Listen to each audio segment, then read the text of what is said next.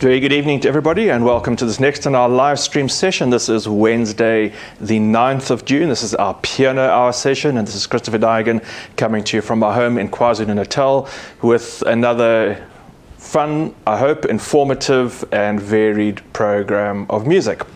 This evening's program is scheduled to be a question and answer session. And in fact, I didn't receive many questions for this particular performance or this particular session that we're having tonight. So I've taken the decision to build the program around one question which did come in a while ago. That was from Sheila, who asked me to explain or elaborate or discuss in some sense why composers choose to write in different keys. In other words, I often talk about a piece of music being in C major or in B minor or A flat major. And Sheila asked, well, why would a composer do that? Why would a composer choose to write in one key and not another? And what is the difference and how does this actually work? And someone who's already going to ask a question of great importance about keys is little Wendy Pop. Wendy Pop, what do you know about the key? The only key you know about is the key to the cupboard with the treats, because that's the one that you want to know. Because who of us found the treats on the cupboard which was a little bit close to the floor and did a self-service on the treats? Was it you? A treat self-service, yes, Wendy Pop. You tipped the whole big box of treats over and everyone had a feast. Everyone had a feast. There were just treats everywhere. Mouthfuls of treats were being consumed. Hey, little Luce, you also want to come up to have the key. You want the key to that cupboard with the treats because I've hidden them away. Yep, I have. Hello, little Luce. How are you doing today? Yes, you're very excited. It's a very good day because it's another Piano Hour live stream session.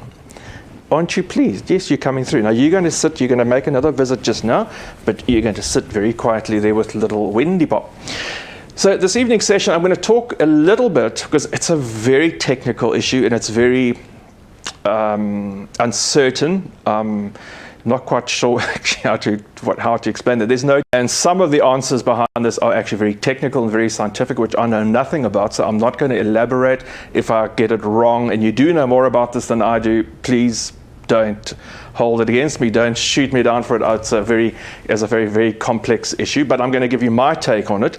And I'm going to use this idea of what keys mean and why a composer would choose a key and the different moods that composers have attached to keys to build an entire program of 12 pieces of music. So before I play anything, I'm going to try and explain this briefly, how this might work. So just to recap, music, we talk about keys. Music generally in our practice, common practice period as we call it, is based around keys or based around scales. So if we have a piece of music in the key of C major, it means that it starts and ends in the key of C and the principal tonal point, which is, that is your C major scale. And generally we associate that with happiness and joy. If it's a C minor, it would sound,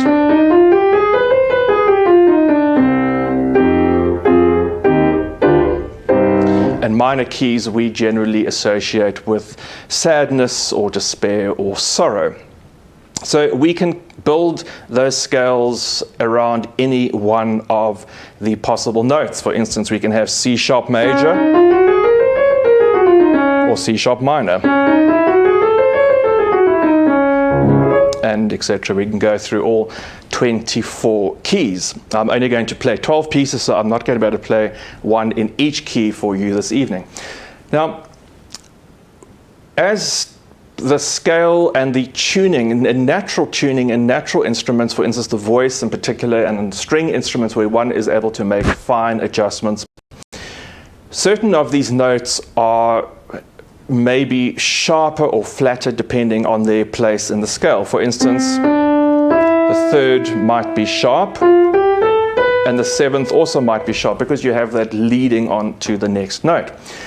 And one of the complicated things about this is if you tune a keyboard instrument, say to C major, to have those slight variations accommodated, it would sound fantastic because the third in that particular scale is now sharp, and the seventh is sharp to give that leading on, as I say.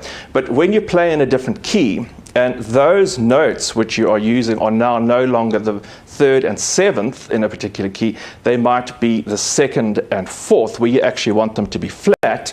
So for instance,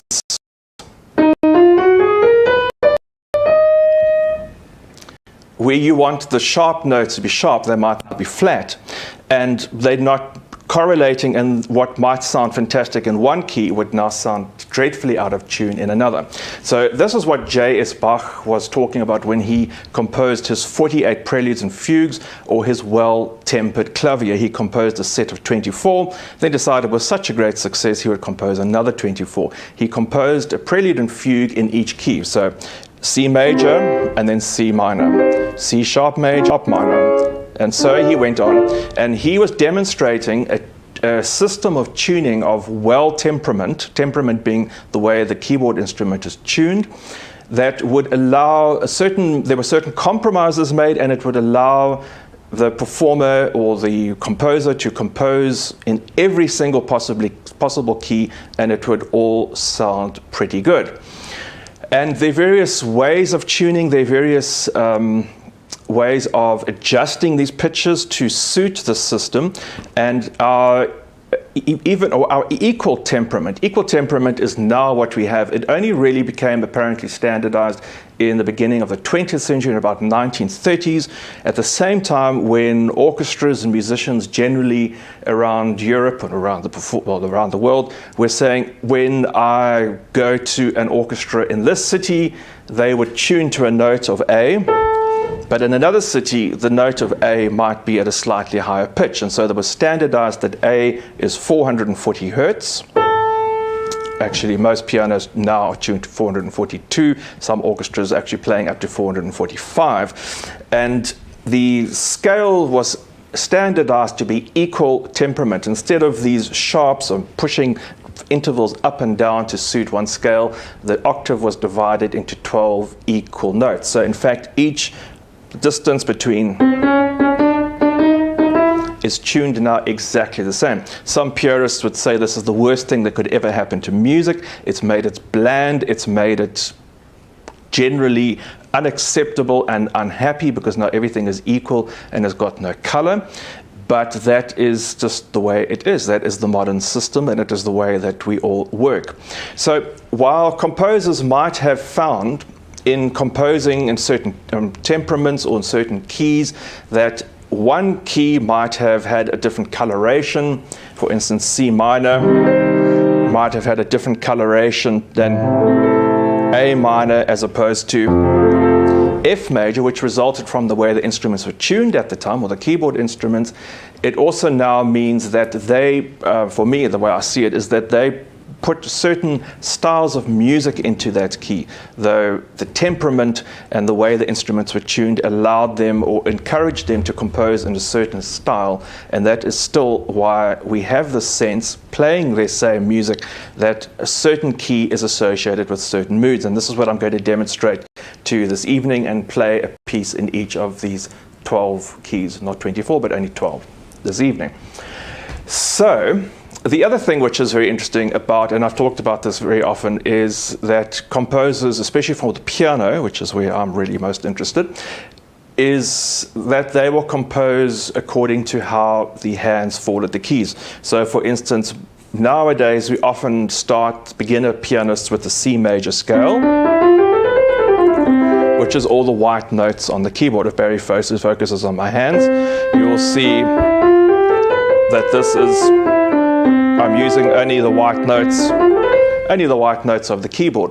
Whereas Chopin advocated that one should start playing with the B major scale, which is actually a pretty advanced scale for a beginner pianist, because the hands, the long fingers, the middle fingers of the hand would fall naturally on the black keys, which are raised. The black keys being raised off the level of the white keys. And so that's why you find Chopin, for instance, composes a lot in keys like D flat major, A flat, F minor, F sharp major, which involve lots of black notes because it was a very comfortable and very natural key for the pianist to play. And that's always what Chopin advocated, a natural approach to the instrument. Working through these issues and working through this program of which composers would allocate which keys to certain moods. It's been very interesting to see actually that Mozart, Beethoven, certainly this seems to affect their music a lot. Chopin affected his choice of key, but many composers actually didn't seem to me, I'm not so aware of it, how their key choice for a particular piece of music might actually be involved in the color of the keys. And the other reason why we talk a lot about keys is in a case of Chopin, for instance. He wrote many waltzes, he wrote many nocturnes, he wrote many etudes, and all of these pieces are in different keys. And so when I say an etude is in the key of C minor and give you an opus number, it helps us identify them. Liszt would say, I'm going to write a piece called Un Sospiro, or Le Jeu d'Eau, or I'm going to write a piece called the Mephisto Waltz, and there is only one of them in most cases, so we know exactly which piece of music he was referring to. But Chopin says, I'm going to write a nocturne, and there probably, I think, over 20 of them, and the nocturne, even if we say he's going to write a nocturne in C sharp minor or something like that, there's actually more than one of them in C sharp minor, and that's why keys and opus number help us refer to exactly which piece we are going to be playing. So enough of the talking, I'm going to dive into the music. I am going to give you a selection of 3 pieces for each one and just give you an idea of the moods. So C major is where we're going to start. C major is a key that we generally associate with a very neutral, grand, and kind of optimistic feel. Pieces of music that you will find in C major, for instance, Beethoven's Waldstein Sonata.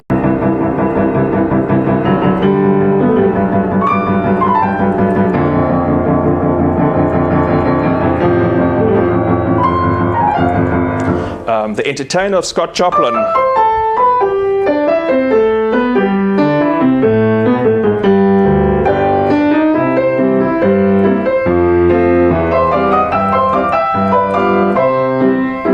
C major is a very broad, very general, it's also a key that many musicians will start playing in, beginner musicians will start playing in, and one of the easiest to read as well because there's no flats or sharps in the notated music. On the other hand, C minor is a key that composers, especially people like Beethoven, associated with great depth and drama.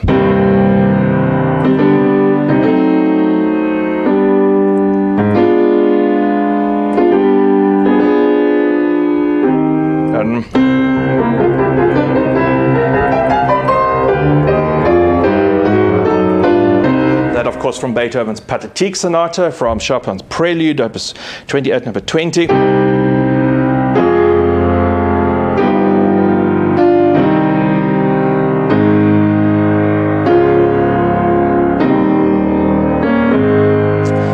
Even the great Beethoven Symphony is one of Beethoven's most dramatic, monumental work of intensity and drama and great excitement, and that is, of course, in the key of C minor, as is the Third Piano Concerto. And in fact, in Beethoven's last piano sonata, this piano sonata, Opus 111, number 32, he writes 2 opposing movements. 2 movements. The first movement is the most passionate, driven, obsessed piece of music that you could find, and the second is the cleanest, purest, most simple melody, and of course the first movement in C minor.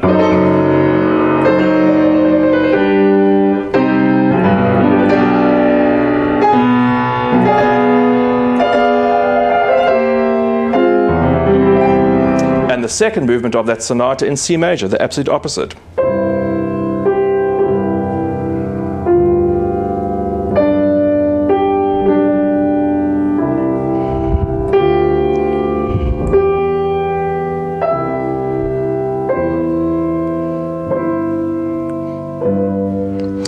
piece of music that I'm going to play for you in C major is the very famous Prelude Number 1 from Bach's 48 Preludes and Fugues.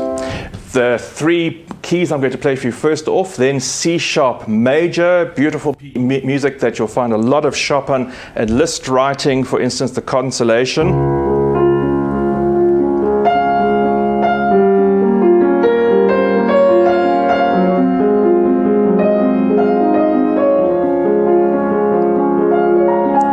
Also in C sharp, or it depends how you spell it. So this is the thing in terms of notation. C sharp major or D flat major is the same key, just depending how you write it out. Clair de Lune from Debussy, another very famous example in this key.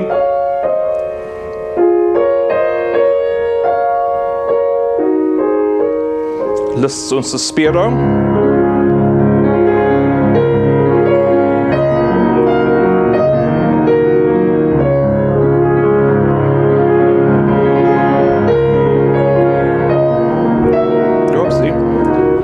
Notes, Christopher, please. And of course the famous Rustle of Spring.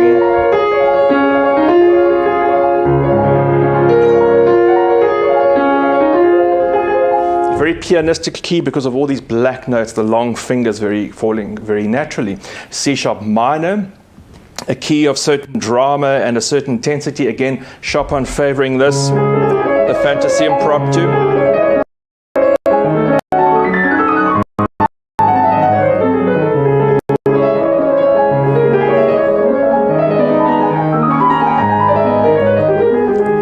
Liszt's very famous Rhapsody, Hungarian Rhapsody Number 2.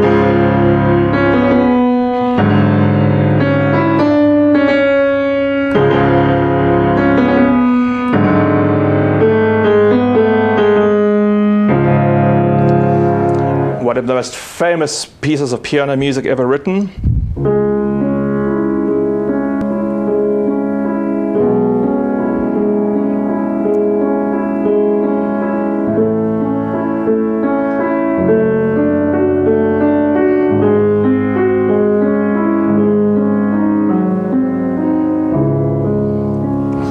The difference between C minor and C sharp minor for me is somehow C minor has a greater sense of gravity and a certain bluntness to it, I'd say, whereas C sharp minor is a little bit more complex and the chords and the notes seem to move generally very much more in a linear motion. Moving on to D major, this is an interesting key that we often associate with royalty and grandeur from Bach.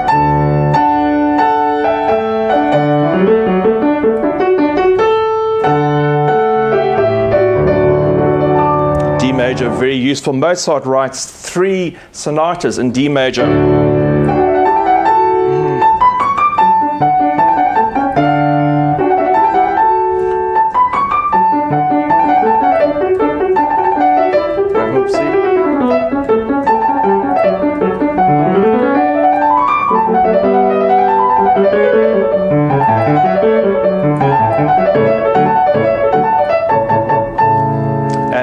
One of the most well-loved and most celebrated pieces of classical music from Pachelbel.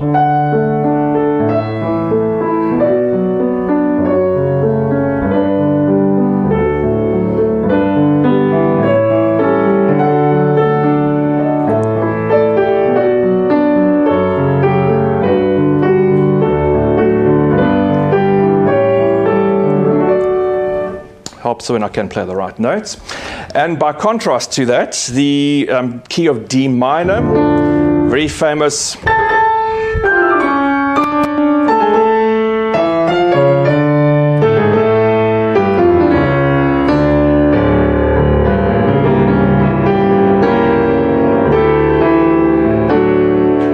Bach's Toccata and Fugue, and again in the hands of Beethoven in the Tempest Sonata.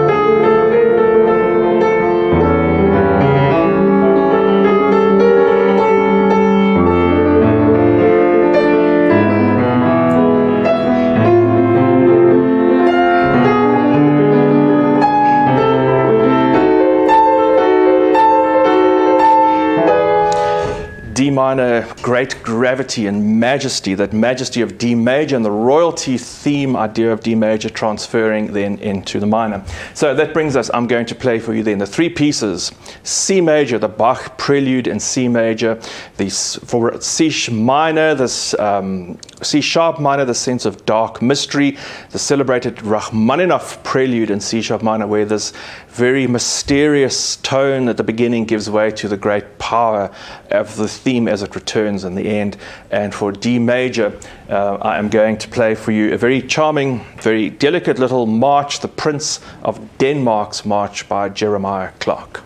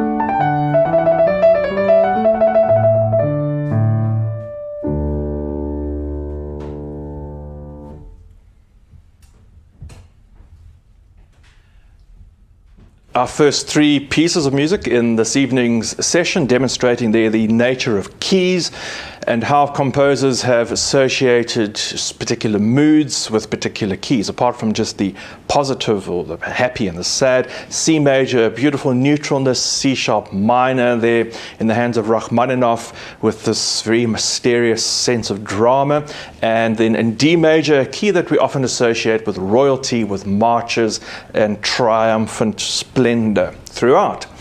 I'm then going to move on to the next, so an E flat major. This is a key that Beethoven composed for his Emperor Piano Concerto.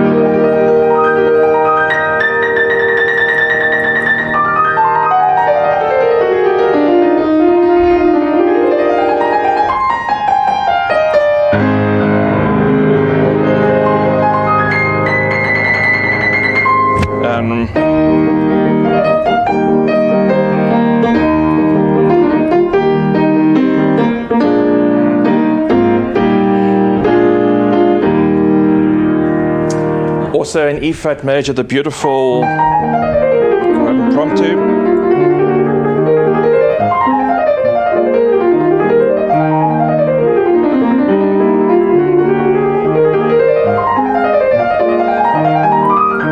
E flat major for me seems to be a very natural key. There's something quite wholesome, confident and comfortable with a certain element of just well-sustained, very comfortable grandeur, sort of a containedness, very positive, but without being brilliant as D major or as neutral as C major. E flat minor, a very unusual key, but interestingly enough, the very famous Take 5.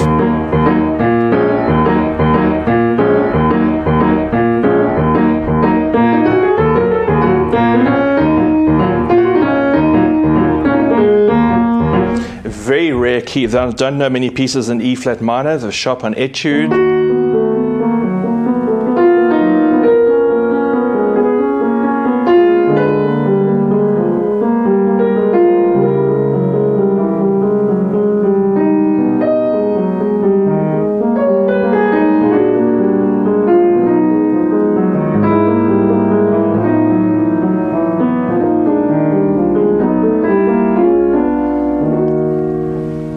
E major is a very interesting key. We associate generally E major with radiance and sunshine.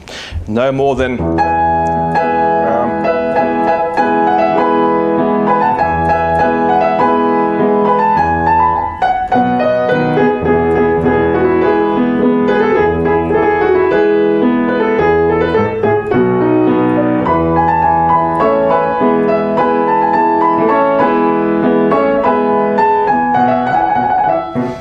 opening there of Vivaldi's Four Seasons, also in E flat, an E major, Debussy's Arabesque.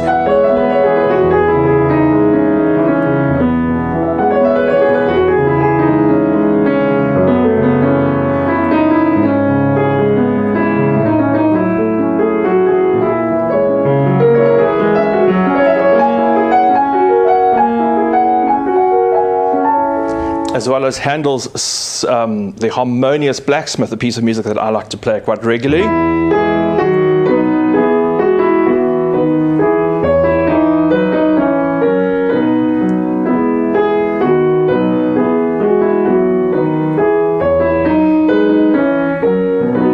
Very natural, sunny, great sunshine, rays of yellow sunshine throughout in E major. But in E minor, this is a certain melancholy that is reserved for this very rather desperate key, and I'm going to play you a Chopin prelude. Chopin wrote several of his great compositions in E minor, but other pieces of music that we often associate with this, I think almost generally, every time I've heard Greensleeves, it's in E minor.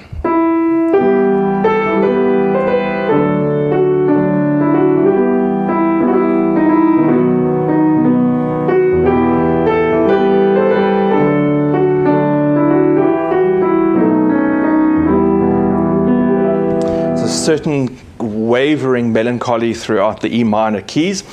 Moving on to F major. F major is a key that composers so often associate with nature and a naturalness. Think of Beethoven's Pastoral Symphony. There's a beautiful neutrality. Mozart's Sonata Case 332.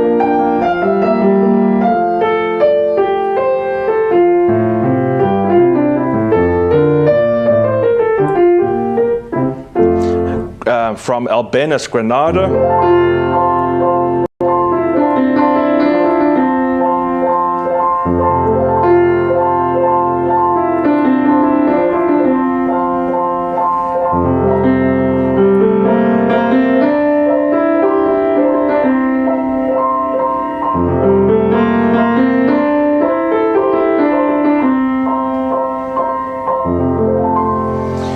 And opposed to F major, the darkness of F minor is a key that Chopin also really favored. In fact, I think he wrote some of his greatest music in F minor, including the Ballade No. 4.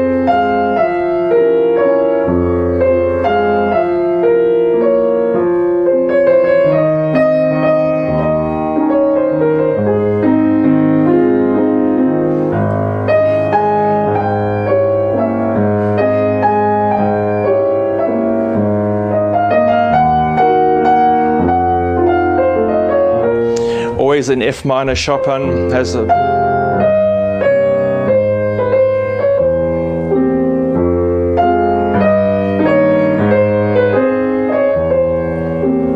always a certain melancholy and a real sense of plaintive loss. He composed the second piano concerto in F minor, as various nocturnes, which I've just played there, the Ballade No. 4, waltzes. F minor was a very particularly personal key for Chopin. And the third of the three keys, which I'm going to play for you in this section, that is three. So I'm going to play for you in E flat, the Nocturne Opus 9 by Chopin, in E minor, the Prelude, the very famous Prelude in E minor, also by Chopin, and in F major, the beautiful Träumerei, or Dreaming, by Robert Schumann, that has that wonderful neutrality, a sense of innocence and natural beauty throughout.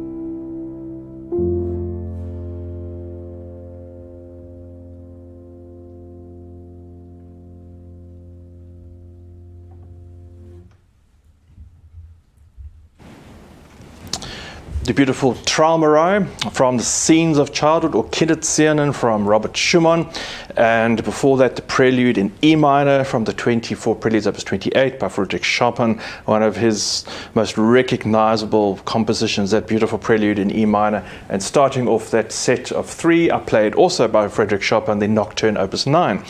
Very famous compositions, and I think I've chosen each of these pieces with something in mind and a mood in mind that does typify this particular style, particular mood, really, that I think the color personifies and really does come through. I will talk a little bit at this point about how, I'm just watching the time, goodness, I'm talking a lot. A little bit about how these associations actually might work in a different sense. I have a feeling that sometimes as we're moving up the scale from C, we're going to carry on with G major next, but that the general pitch at which we generally sing, for instance, is often around in G major, actually. And in fact, many national anthems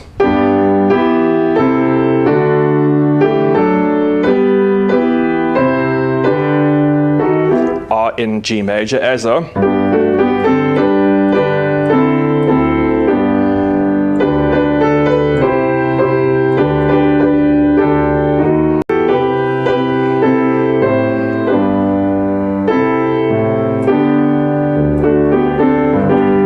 and in fact, according to Spotify, more pieces are composed obviously in C major because it's the most simple, but also in G major. And while one might say, well, this is because G major also is a very simple key in terms of notation, it only has one sharp, I think that G major is possibly one of the most natural keys for people to sing in, just generally, because, as I say, many anthems, it sort of suits a kind of moderate range between the range of what most men and women can sing. And G major, as I say, Spotify is every second piece of music apparently on Spotify, every second pop song is actually in the key of G major. It's a very popular key. I am going to play for you several other compositions in G major. You will find I've left something out. Sorry, before we get to G major, I have to get to F sharp. We can't leave out F sharp. F sharp is a very unique key. It's one of the most difficult to notate. It has got lots of sharps in it, or G flat. There's also lots of flats, the same key inharmonically, depending on how you notate it. But composers generally reserve a very intense, passionate feeling for this. For instance, Chopin's Barcarolle.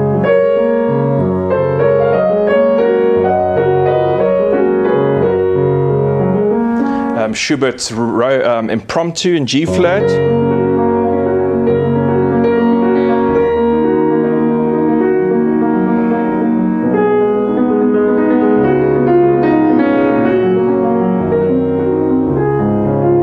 The composer Alexander Scriabin was very fond of F sharp, composing his second piano sonata, fourth piano sonata at least.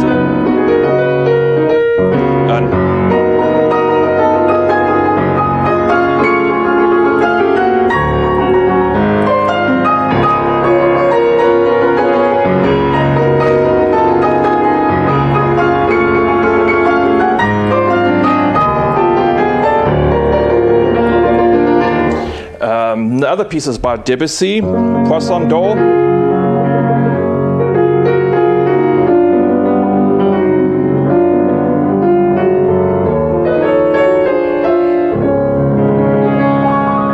Dvorak's Humoresque.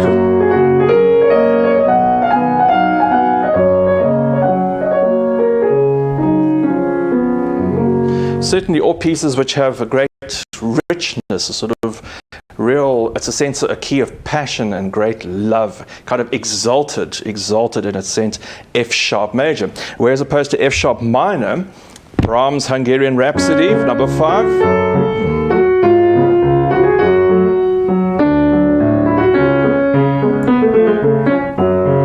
The Fauré Pavane.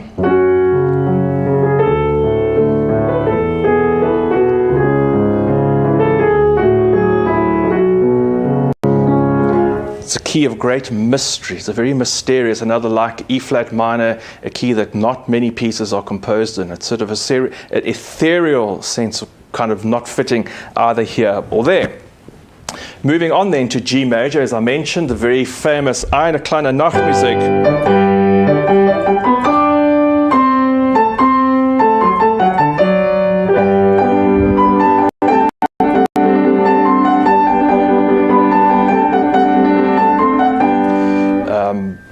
Ravel's Pavane.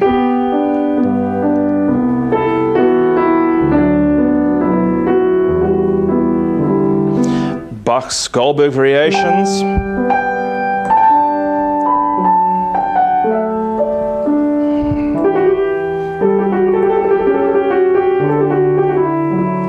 There's Jesu Joy from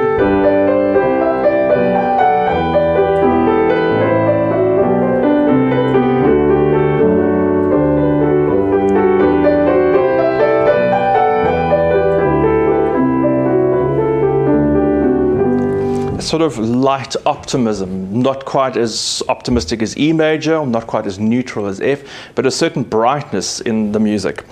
In terms of G minor is a key that often is associated again with great stories of rhapsody and mystery, for instance, in the Chopin Ballade, number 1.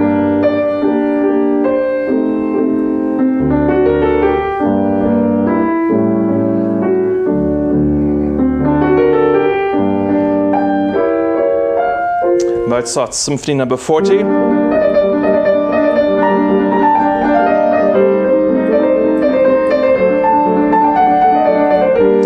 Asturias from Albéniz.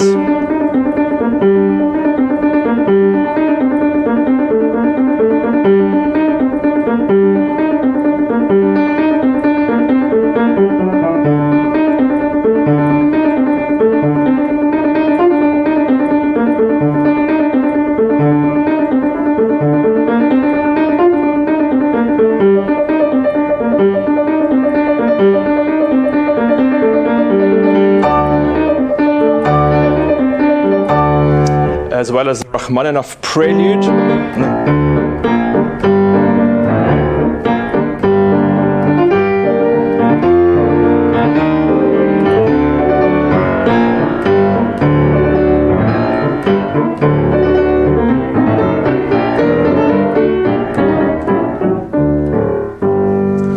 All very, it's a great sense of almost storytelling that comes through in G minor. It has such great possibilities as of where to move to. And the last in this set that I'm going to play for you now, the key of A flat. Beautiful etudes from Chopin.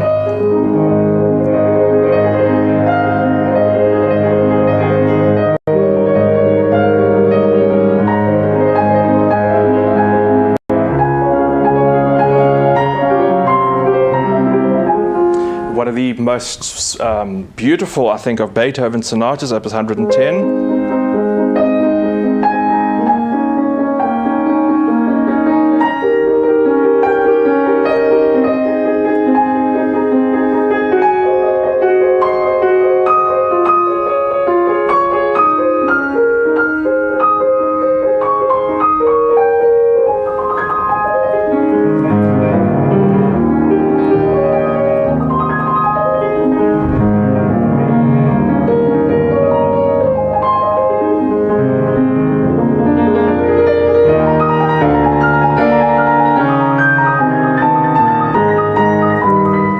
Liszt's Liebestraum.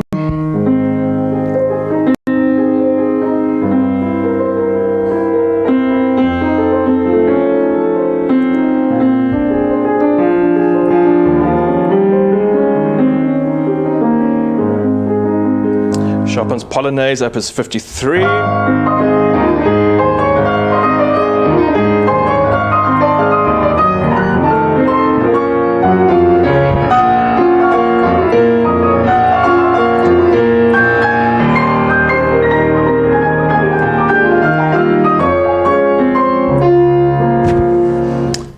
And in the relative, in the alternating A flat minor or G sharp minor, interestingly enough, the famous La Campanella is in G sharp minor.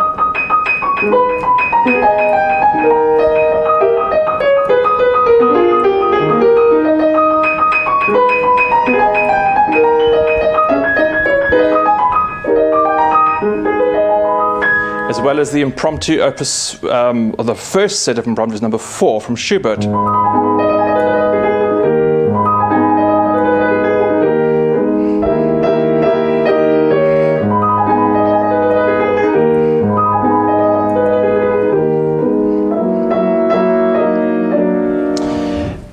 I am going to play for you a very beautiful little waltz by Brahms in A flat, and before that the aria from the Goldberg Variations for G major of Bach, and in the key of G flat or F sharp, La Fille Cheveux de Lynn, The Girl with the Flaxen Hair by Claude Debussy. And I hope these 3 pieces will capture the mood.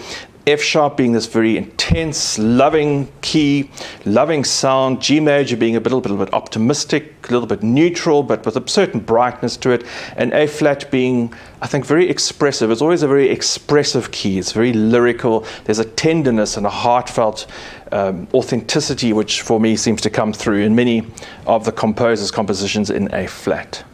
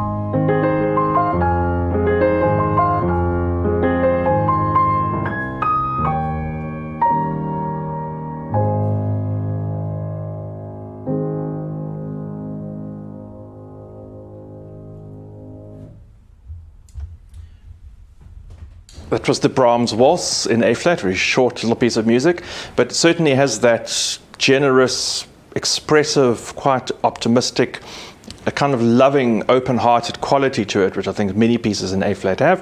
Before that, the aria from the Goldberg Variations by J.S. Bach, and starting off that set of three, The Girl with the Flaxen Hair, the Prelude by Claude Debussy, which was in the key of G flat or F sharp, depending on which way you want to write it down.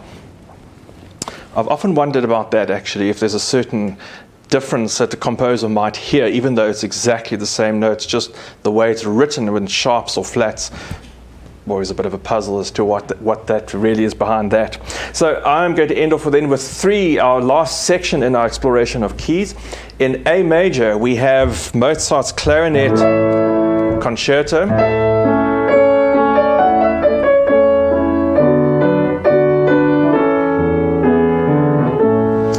Very beautiful Brahms intermezzo.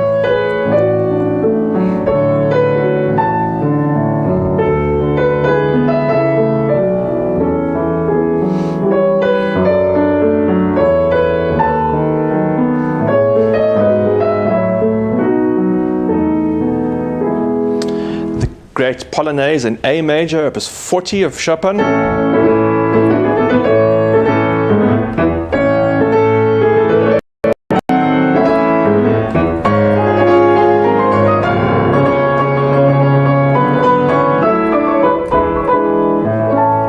Even little fun things like Dizzy Fingers of Zes Confrey.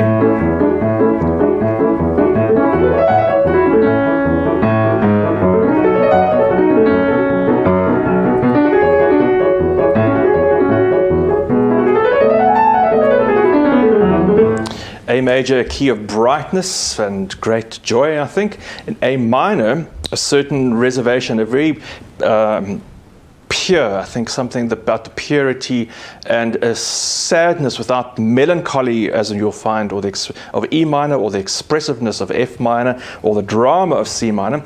A minor, very famous, Feuerlise.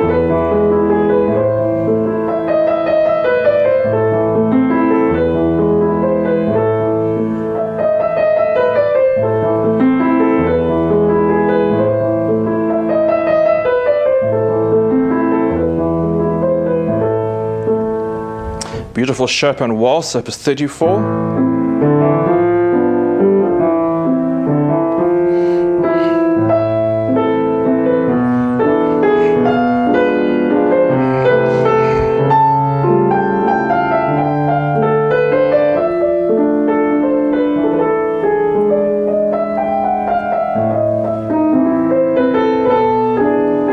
Mozart's celebrated Turkish Rondo.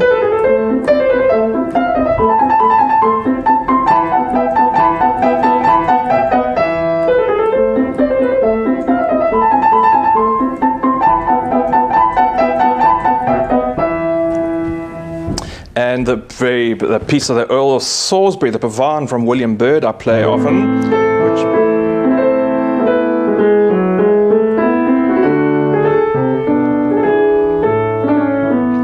For me, A minor has a kind of neutral, ancient, very ethereal quality to it. There's something very old, everything sort of neutral and old somehow fits into A minor. Moving on to B flat major, compositions by Beethoven, the Archduke Trio.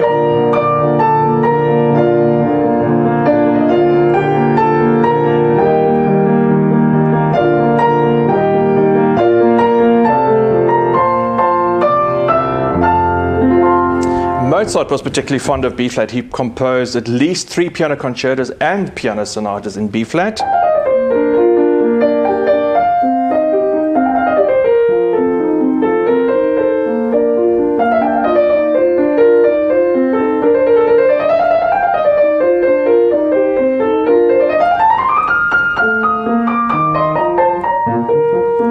And the wonderful Barricade Mystérieuse, which I play often.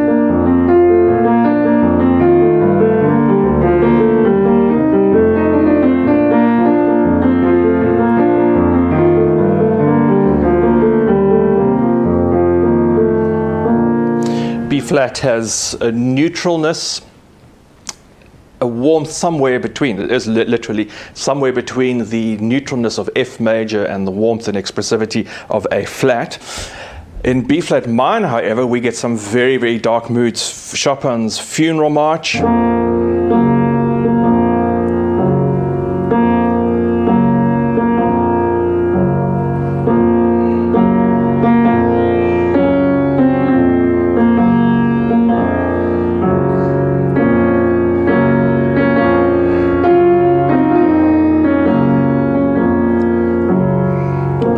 And one of the most important of piano concertos, Tchaikovsky's Piano Concerto in number 1 in B flat minor, although ironically it's only the first few bars that are in B flat minor in the introduction.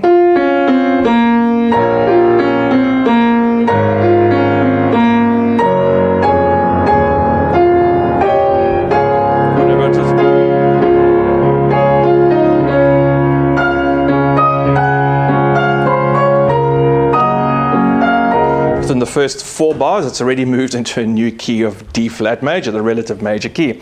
But nevertheless, that's where B flat minor, and also in a composition like the Chopin Scherzo on number 2.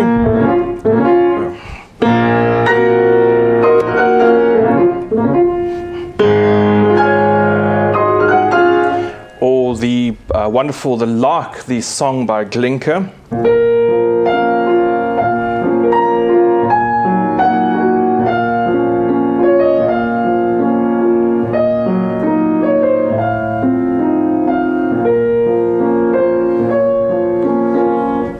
Many of those pieces really harbor a great sense of mystery and drama, the most intense tragedy often in B flat minor.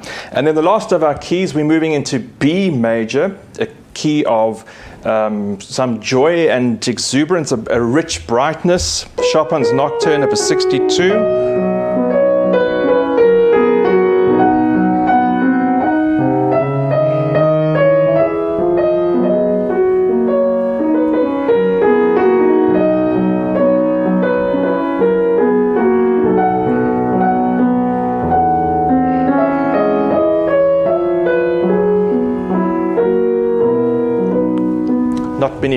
Not many pieces that I could think of in B major. And in B minor, Bach's famous Badenary from the suite number 2.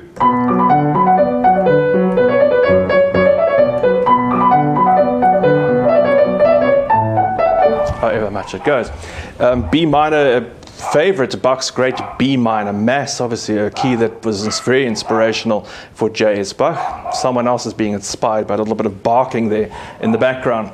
And so that brings us to the end of our sequence. And in terms of playing for you, I would like to end off then with a piece in the key of A minor that starts in minor. But I've chosen this because it really brings about the absolute contrast between the minor of A minor and then changes completely into A major. This is a very interesting piece by a contemporary composer, Arvo Pärt.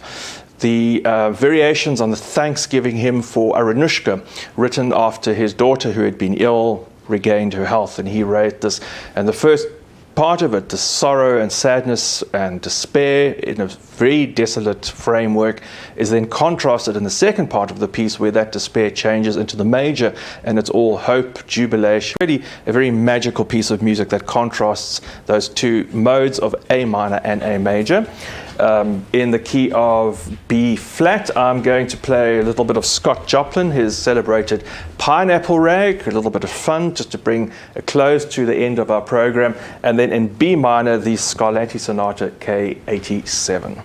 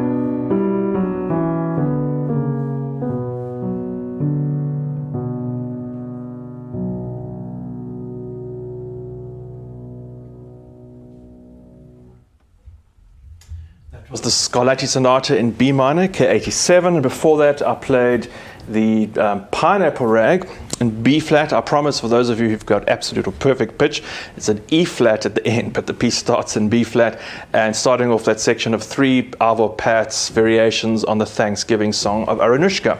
So that does bring us to an end of this evening's program, but there's one last thing I would like to try out. I'm going to do a little test and see how your ears respond. If as I say, I'm intrigued by this possibility of keys, whether we associate the moods that composers invested in them traditionally, which may have made more of a difference in terms of their tuning, or just how they actually may move up and down the scale, because at a certain pitch, music can sound right or music can sound not so right. For instance, if I had to ask you, does this sound right to you?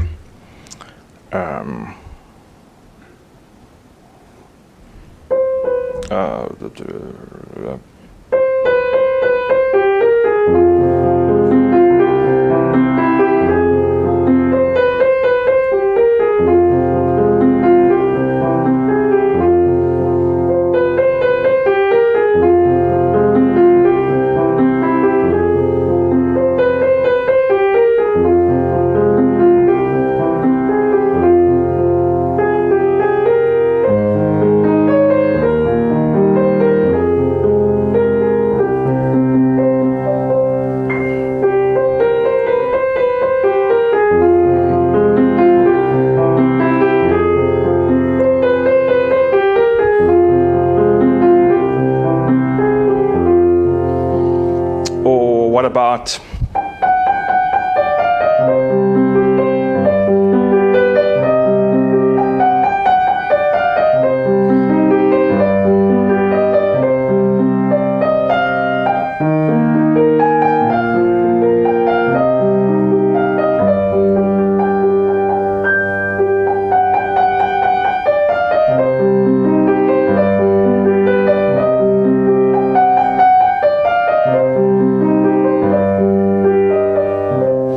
sounds obviously so familiar, but yet somewhat different? Well, this Fur-Elise is in A minor.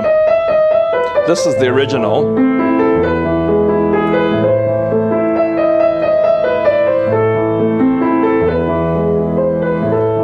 But if I move it down 3 notes from A minor to F minor,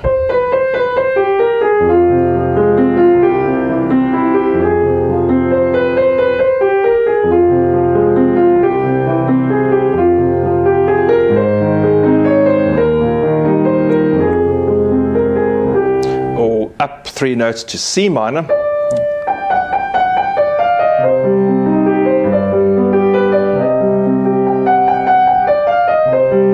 Lucy.